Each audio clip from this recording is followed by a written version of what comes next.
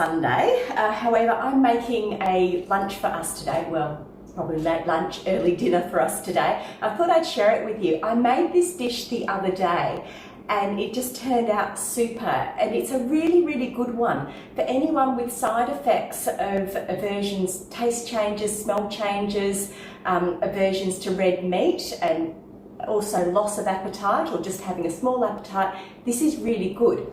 So what I'm making today is what I call chicken and greens loaf. Now it's like a meat and 3 veg in the one thing. It's quite literally a meatloaf, but it's done with chicken. Now I made one the other day, as I said. That's all that's left of it because we have had some already. But I wanted to show you the middle of it because you know my thing about making food look attractive. Well, this probably personifies that.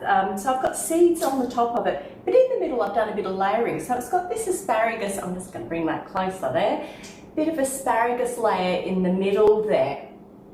So really, look, it's such a simple recipe. The greens you can swap out for any greens that you have. It's just what I've got in the freezer at the moment, or I've got fresh, goes into this. So I'll just put this one aside. Oh, let's pop it up here so you can see its prettiness. Righto. What it takes is just 500 grams of chicken mince. So I've gone for a nice lean chicken mince. In this bowl here, let me show you, look at all that yummy green that's in there. What I've got in here is basically, look, there's no measurements, a couple of handfuls of edamame beans. Now you can get these, they're soybeans, so soybeans because I know that I can pronounce that correctly. They're just frozen in the freezer. I just got these from Woolies. I've got everything from here from Woolies today. Really easy. I've got about 4 tablespoons of minced ginger. Now I didn't have fresh ginger, and again, look, when I'm talking these sorts of recipes, it's not lazy cooking, it's making the most of the energy reserves that you have and not wasting them faffing around in the kitchen grating ginger. So what I've got, again, at Woolies, I've got this great range called Prep Set Go, and there's lots of veg in there, but there's also herbs as well. And they have this frozen crushed ginger, they have garlic, basil, coriander, I've got them all. It's really good. So 1 cube of this is equivalent to 1 teaspoon of fresh ginger. So I've used that in there as well.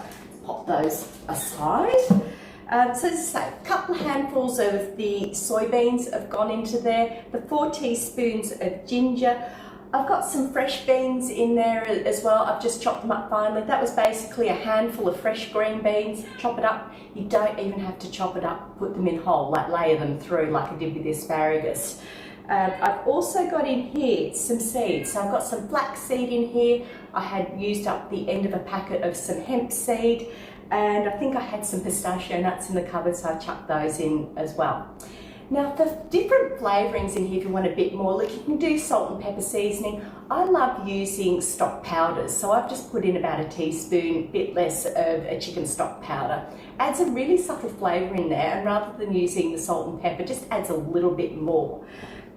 So that's into there, and what I'm going to do is, before I add everything, put my gloves on, I've got a loaf tin here. Now I measured this just before, let me read the measurements. So it is 24 centimetres this way, it's 11 centimetres that way, and it is 6 centimetres deep. So it's not a big loaf tin, it's not a small one, it's a medium, we'll call it.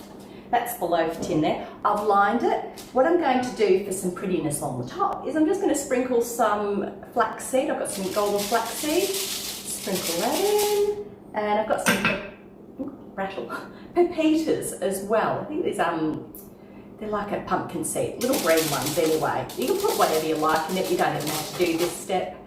So I'll put those in the top there, just sort of make it into an evenish layer. Right, now the chicken, so easy this recipe. Bung it all in, except for the asparagus if you're going to layer. All in, mix it up. I don't even use an egg with it. Look, it just binds anyway. Okay, so we'll pop the chicken into there and over there. Now, I was going to have some of this done before I came on air to show you this, but I wanted to show you constructing it. So, look, it doesn't take much to mix it up. Look, that's probably And I'm looking down, looking at my ginger in here, making sure it's all gone through. All the odd bits just making a break for freedom there. Okay, there we go.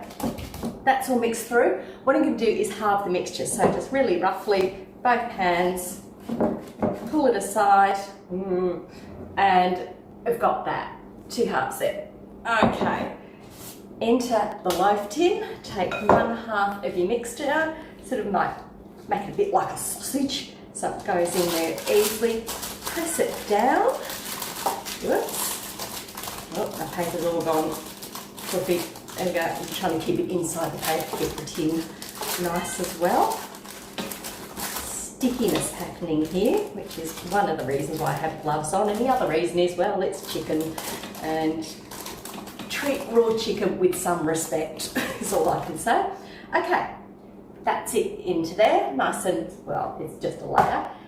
Take your asparagus and just make a quick layer. I like doing one this way, one that way. I don't know, do it however you like to do it.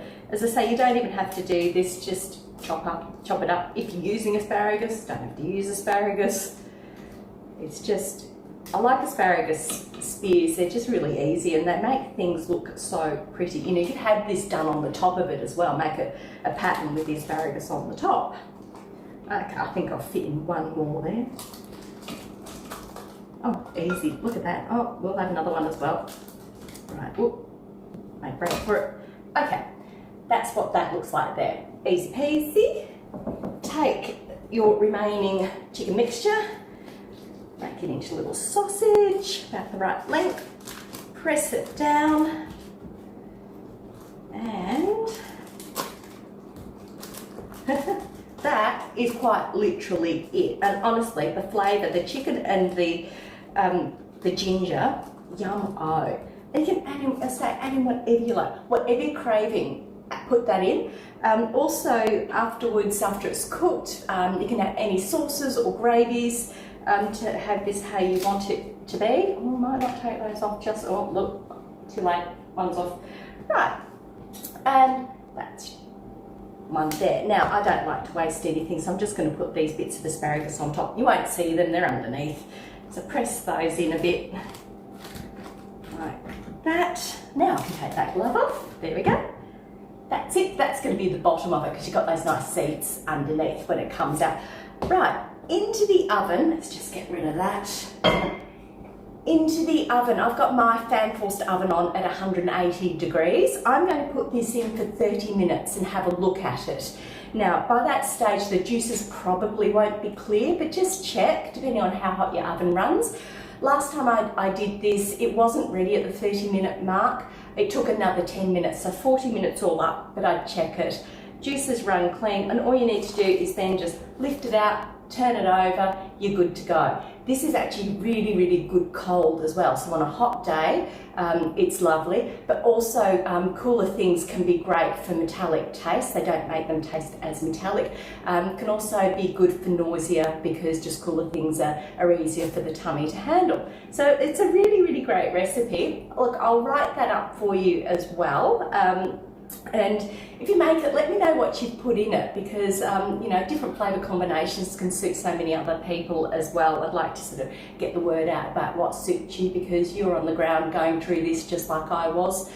Okay, that's enough from me. I'll let you get off to enjoy your Sunday. I'll run round and turn all these cameras off and I will see you again soon. Bye for now.